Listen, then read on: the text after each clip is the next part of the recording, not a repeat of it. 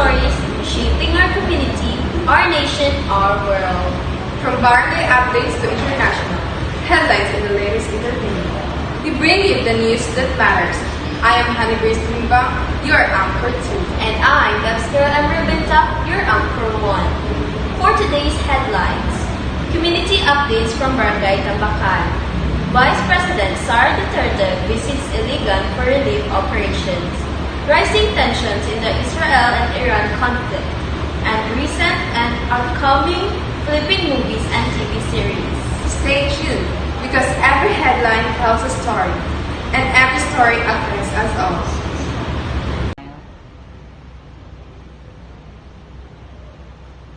Moving on to local news, Vice President Sara Duterte recently visited Iligan City to assist communities affected by severe flooding caused by Tropical Storm Basha. The visit aims to support ongoing recovery efforts and provide assistance to families displaced by the disaster. Good morning, anchors. I'm here in Barangay Tambacan District, where community and members are actively participating in programs designed to improve the quality of life in their neighborhood. One of the key issues currently being addressed is waste management. Barangay officials are encouraging residents to participate in proper garbage disposal and regular clean-up drives. In addition, community members are requesting improvements in street lighting and road conditions to ensure safety, especially during nighttime. Barangay officials remind residents that limited progress against the community participation. Despite the challenges, the needs of Barangay Tambacan remain optimistic that through cooperation and their community will continue to grow stronger. Reporting from Barangay Tambacan in Iligan City, I am reporter for the Spotlight News. Moving on to local news, Vice President Sara Duterte recently visited Iligan City to assist communities affected by severe flooding caused by Tropical Storm Basha. The visit aims to support ongoing recovery efforts and provide assistance to families displaced by the disaster. Vice President Sara Duterte personally led relief distribution efforts for residents affected by flooding in Iligan City. During her visit, she distributed relief goods to nearly 1,700 residents who were displaced by the storm and were staying in evacuation centers across the city. Local officials said the vice president's visit boosted the morale of families still recovering from the disaster. She also met with city leaders to discuss recovery efforts and assess the needs of affected communities. National agencies were directed to help accelerate rehabilitation projects and support residents as cleanup operations continue. For many residents, the visit was not only about receiving aid, it was also a reminder that national leaders are paying attention to the challenges faced by local communities. As one resident shared, in difficult times, even a small act of support can give people hope.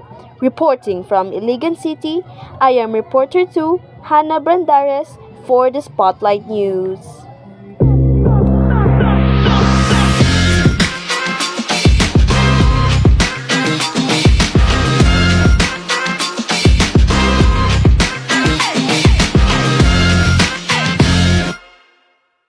I feel beautiful because I treat my hair with keratin.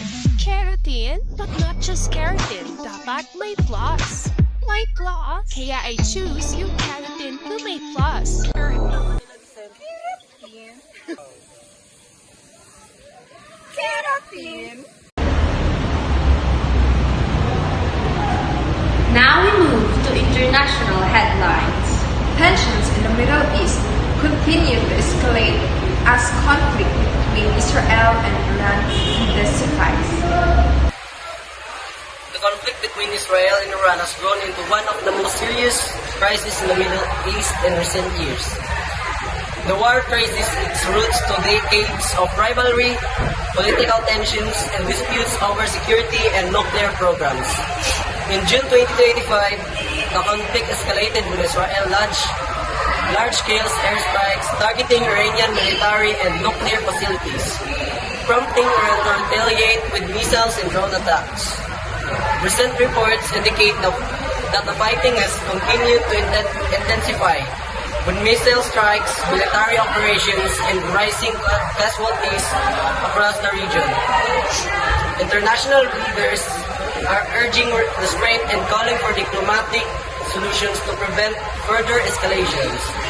The ongoing conflict has also affected global travel, trade, and regional stability, as countries monitor the situation closely and issue travel warnings.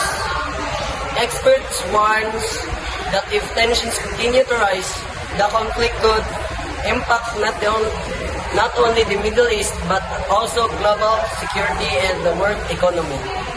As analysts often say, in an interconnected world, even distant conflicts can have global consequences. Reporting Spotlight News, I am Reporter 3. Thank you. And now, let's take a break from serious headlines and dive into the vibrant world of entertainment. Here are the latest showbiz updates from the Philippines. The Philippine Entertainment. The injuries continues to bring exciting news project for audience.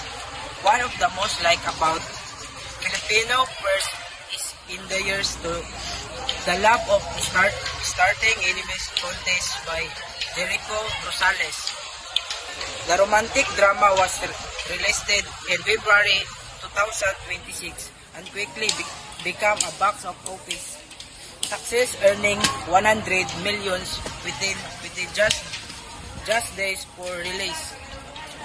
Meanwhile, new television projects are also creating excitement among fans. One of them of upcoming series Love Surgaw, which start Alden Richard and Nadine Lester. The romantic drama highlights the beautiful of Surgaw and tells the story of the stranger. All slaves change after meeting on the island. Another highly accepted project in the Thirsty someday starting. Kathleen Bernardo and James Reid, which combines romance, mystery, and drama. Within the news movie, fresh from love teams and exec series from the Philippines, examining industry continues to prove that Filipino talent shines both on screen and behind.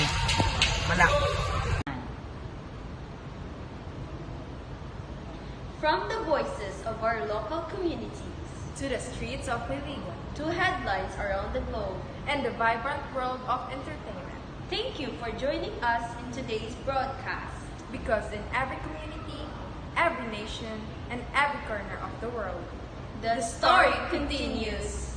This is Spotlight News, bringing the stories that matter from our communities to the world. stay informed, stay aware, and stay connected. Good evening, everyone.